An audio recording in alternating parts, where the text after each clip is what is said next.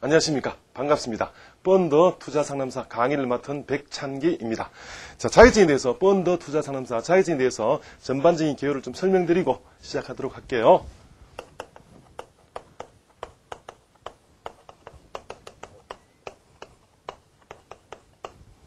그 수많은 금융 자격증이 있는데 그 수많은 금융 자격증 중에서도 가장 쉽고 기초적인 첫 번째 자격증이라고 보시면 됩니다. 또는 여러분들이 금융에 관계된 업종에 취직을 하거나 또는 그쪽 일을 좀 하시고 싶으신 분들은 반드시 따셔야 될 그런 자격증이 되겠죠. 과목을 한번 살펴볼게요. 크게 세 과목으로 나뉘는데 첫 번째 과목이 펀드 일반이 되겠네요. 일반 여러 가지 전체적인 개념을 설명한 내용이 되겠고요. 두 번째 파생상품 펀드. 짜증나죠, 그죠?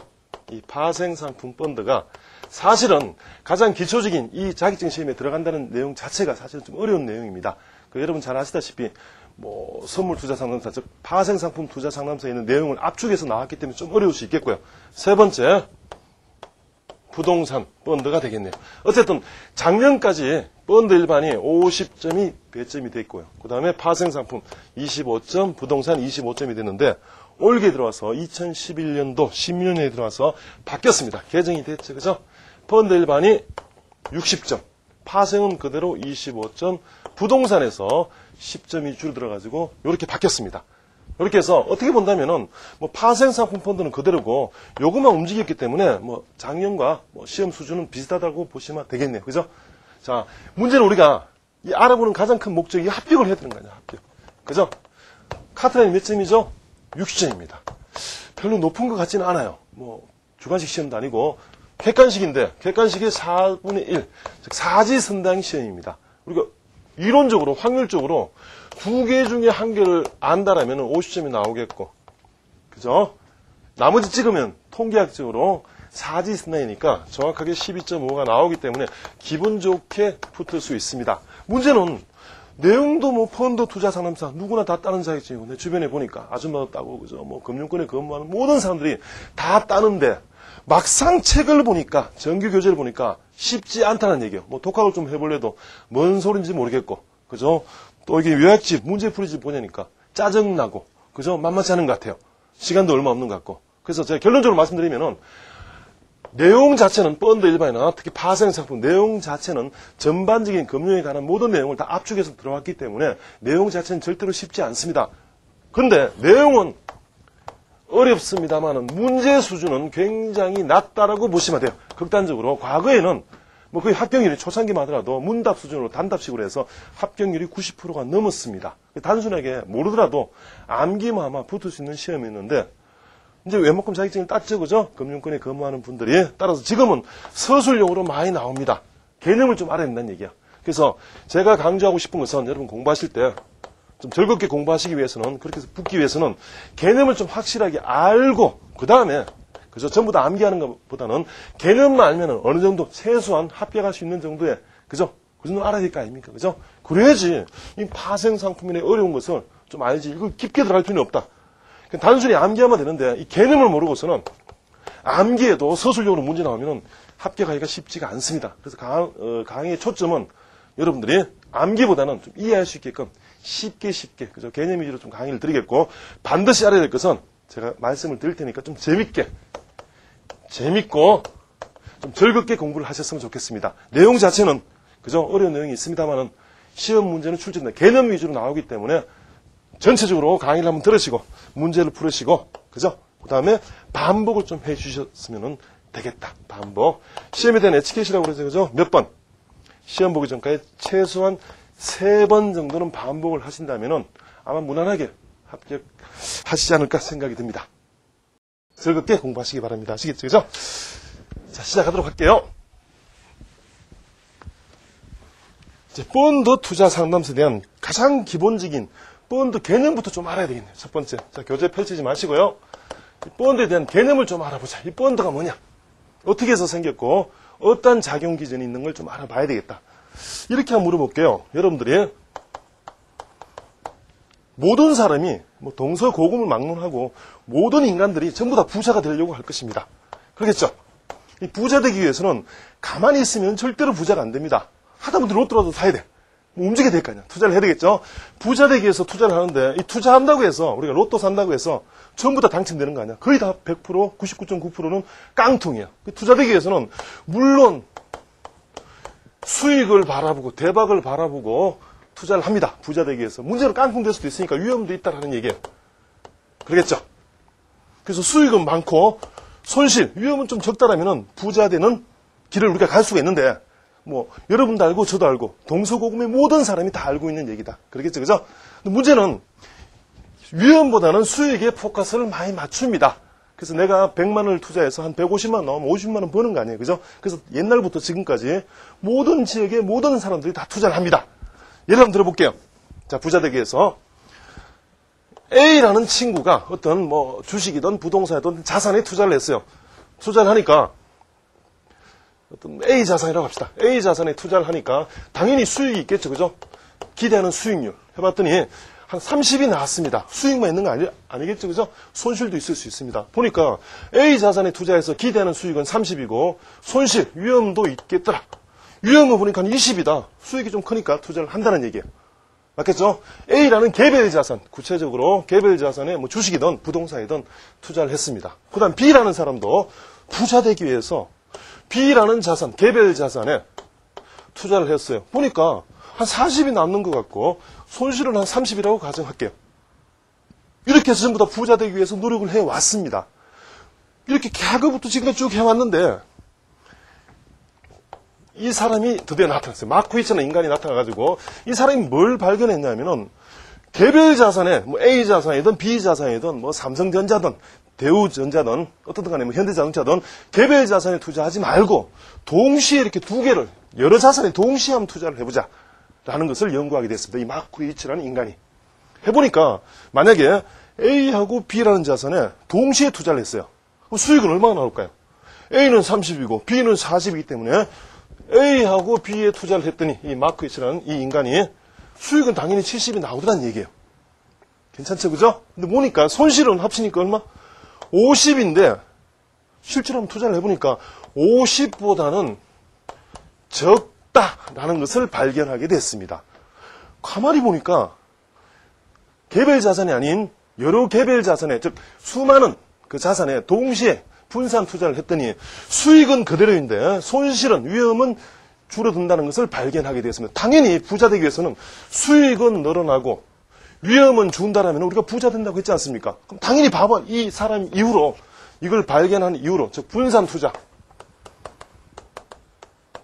투자 이후로 바보 아닌 다음에 개별 자산에 투자할 리는 없을 겁니다. 전 세계 모든 인간들이 다 부자 되려고 할 거 아니에요. 그렇겠죠, 그죠? 그래서 모든 사람이 이때부터 자연스럽게 개별 자산에 투자하는 것보다 여러 종목에 분산해서 투자를 해보자. 라고 이때부터 이제 분산 투자가 시작된 거예요. 이것이 쉽게 얘기해서 펀드의 시초입니다. 가장 큰 장점이에요. 쉽게 얘기해서. 그러니까 우리가 분산 투자에 조금 더 이제 연구를 한번 해봐야 되겠네요. 그렇겠죠, 그죠? 다시 한번 정리하면은 부자 되기 위해서는 투자를 해야 되고 투자한다는 것은 수익만 있는 것이 아니라 손실도 있기 때문에 즉 쉽게 얘기해서 수익은 올라가고 위험은 손실은 작아져야 된다. 대명자에서 가장 좋은 방법은 여러 종목에 분산 투자하는 것이 낫더라는 것이 마크위츠가 발견한 대명제입니다. 그럼 이때부터는 서구에 그죠? 펀드 시초가 분산 투자로서 시작되겠죠, 그죠? 자, 그렇다면 우리가 분산 투자를 하게 되는데 개인을 한번 봅시다. 일반 개인. 개인이 여러 종목에 분산해서 투자를 해야 되는데 돈이 있겠습니까? 택도 없는 얘기야. 뭐 개별 주식 사는 돈도 없는데 여러 종목 주식을 어떻게 삽니까? 뭐 아파트도 마찬가지, 부동산, 뭐 모든 자산에 가치 있는 모든 자산에 일개 개인이 여러 종목에 분산 투자하기는 힘들다 해서 나온 것이, 그럼 부자 되기 위해서는 이렇게 해야 되겠다. 여러 개인의 자금을 모아서 자금을 모읍니다. 그러겠죠, 그죠? 이 자금을 모아서 누구한테?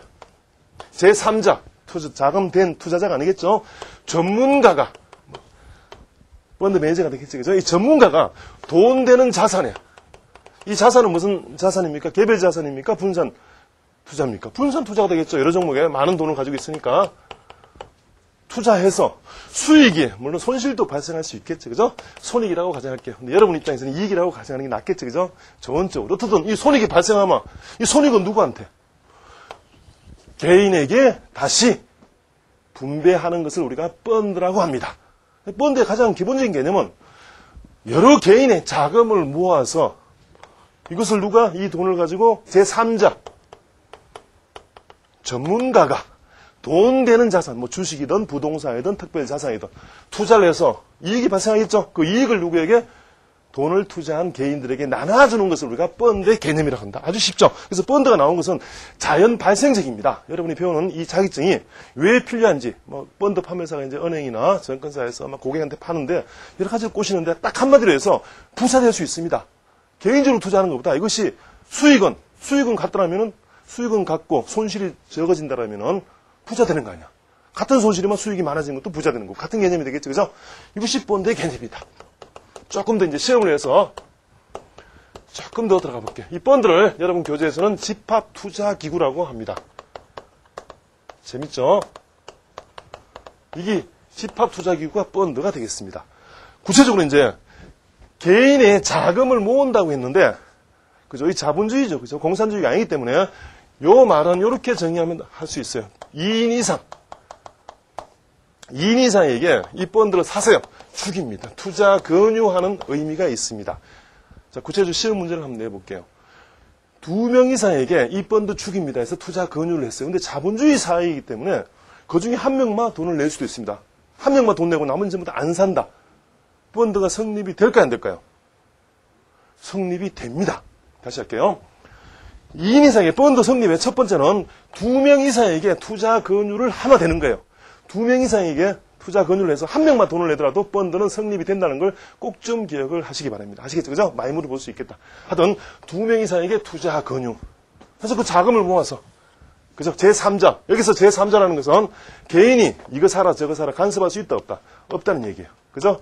그 다음에 이익이 발생하면, 돈 되는 자산에 투자해서 이익이 발생하면 이 이익을 누구한테? 개인에게 주식수만큼 투자한 비중만큼 돌려주는 것을 우리가 뭐다? 펀드라고 합니다. 아주 쉽죠? 이게 펀드 개념이야. 장점은 볼 필요도 없어. 어떤 게 있을까요? 간접적으로 투자하기 때문에 간접성, 뭐 수익성, 수익이 커지겠죠. 아까 말씀드린 대로 뭐 이런 거. 뭐 시험 외울 필요 없겠지, 그죠? 이것이 펀드의 기초 개념입니다. 문제는 이제 기초 개념을 우리가 알아봤는데 어떻게 운용하는지를 좀 여러분들이 좀 더 자세하게 기초 개념을 쌓아야 되겠다. 운용 형태를 한번 보자. 재밌게 하셔야 됩니다. 그죠? 억지로 이걸 외워가지고 자격증 따봤자 의미가 없습니다. 그래서 형태를 한번 볼게요. 방금 설명드린 이 펀드의 운영하는 형태, 크게 가장 중요한 형태를 한번 보도록 할게요. 그 자본시장법이 지금 시행되고 있죠. 그 전에 간투법이 있을 때는 거의 대부분 다 투자 신탁과, 지금도 마찬가지입니다만은 거의 대부분의 펀드는 투자 신탁입니다. 그 다음에 투자 회사, 크게 이 두 가지로 우리가 나눌 수가 있는데, 이 두 가지가 어떤 식으로 펀드가 운용되는지를 작용 기준을 여러분이 알 필요가 있겠다. 이 투자 신탁은 계약으로 하는 거죠. 그죠? 이렇게 하는 겁니다. 펀드를 설립을 합니다. 누가? 집합투자업자가. 집합투자업자가 펀드를 만들어요. 근데 개인이 자금이 필요할 거 아니야. 어떤 형식으로? 뭘 발행하냐 하면은 수익증권을 발행해서 자금을 모읍니다. 그럼 이 수익증권을 사는 사람, 즉 투자자는, 돈 되는 사람을 수익자라고 하면 되겠네요. 그죠? 이 집합투자업자는 일반적으로 자산운용사이기 때문에 직원도 있고 다 있겠죠. 이 친구가 운영하는 거야. 이 친구가 설립을 하고 다 운용을 하는 겁니다. 뭐 돈 되는 자산에 투자하고. 문제는 얘가 투자를 하는데 사기칠 수 있어요, 없어요? 있을 거 아니야. 지 이익을 위해서 감시하는 역할이 있어야 되겠죠. 물론 얘가 자산에 투자하는 것을 지시합니다만 실제로 그죠? 감시하는 역할을 누가 한다? 신탁업자가 합니다. 신탁업자. 그래서 신탁업자하고 계약을 맺어야 돼요. 이 설립하기 전에 투자 신탁은 집합투자업자하고 신탁업자가 계약을 맺어야 됩니다. 이렇게 하겠다. 그죠? 정확하게 규칙을 정해놔야 되겠죠. 그래서 사기 안 칠 거 아니야. 그러니까 얘가 뭐 쉽게 해서 저 부동산을 사라 하면 얘가 지시합니다만 실제 사는 사람은 신탁업자 명의로 산다는 얘기예요. 그대로 규칙대로 하는지 약관대로 하는지를 얘가 확인을 하고 감시하는 역할을 한다. 그 다음에 수익증권을 팔아야 될 거 아니에요. 뭐 집합투자업자가 팔지는 않겠죠. 은행이나 뭐 금융기관 판매사가 되겠네요. 이런 식으로 운용하는 것이 뭐다? 투자 신탁이고 거의 대한민국의 대부분의 펀드는 뭐다? 투자 신탁 형태로 운용이 됩니다. 그 다음에 투자회사. 투자회사는 말 그대로 회사, 주식회사 형태입니다. 그러니까 이 펀드 자체가